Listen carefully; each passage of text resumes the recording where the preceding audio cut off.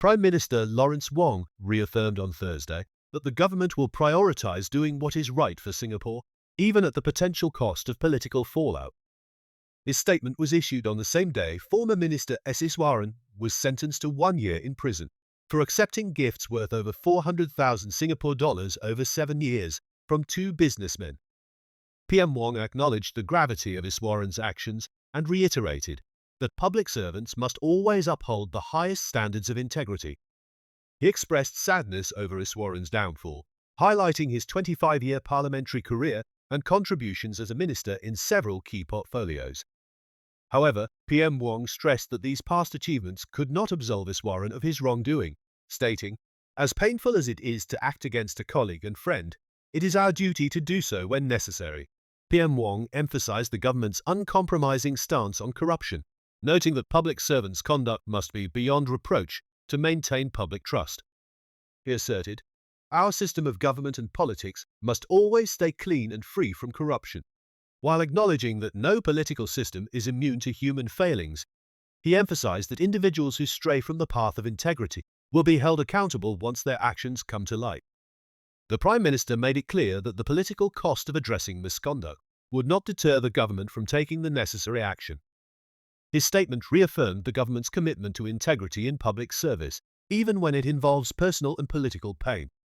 Iswaran, 62, was convicted under Section 165 of the Penal Code, which addresses corrupt practices involving public servants, after pleading guilty to 5 amended charges, with 30 other charges taken into consideration. Most of the charges related to his acceptance of valuable gifts while holding various ministerial positions, including Minister for Transport and Minister for Trade and Industry. The gifts Iswaran received included tickets to musical and sporting events, bottles of whiskey and wine, and a Brompton bicycle. Notably, he received Formula One race tickets from Ong Beng Seng, majority shareholder of Singapore GP, and gifts from construction boss Lam Kok Seng. Both businessmen had dealings with the ministries Iswaran was overseeing at the time.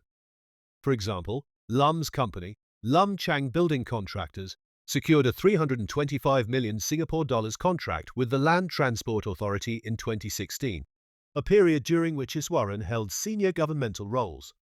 Ong's company was involved in contracts related to the Singapore Grand Prix, an event overseen by a steering committee chaired by Iswaran. However, the prosecution accepted that Iswaran did not directly interfere in the awarding of these contracts. In addition to the Section 165 charges, Iswaran was also charged with obstructing justice under Section 204A of the Penal Code.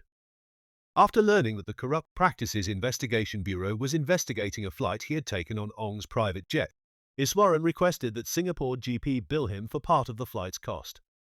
He eventually paid 5,700 Singapore dollars for the return flight, but the court viewed this as an attempt to cover up the improper nature of the trip.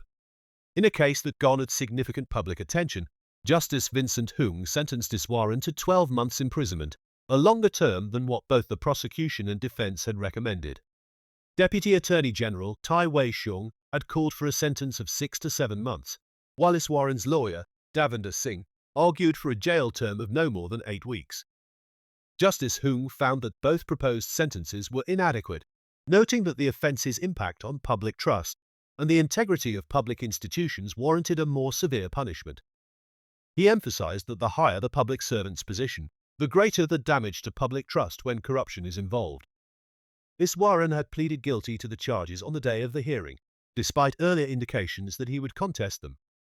His guilty plea followed the prosecution's decision to amend some of the charges, dropping 2 counts of corruption in favor of the less severe charges under Section 165, citing evidential challenges despite the presumption clauses in Section 8 of the Prevention of Corruption Act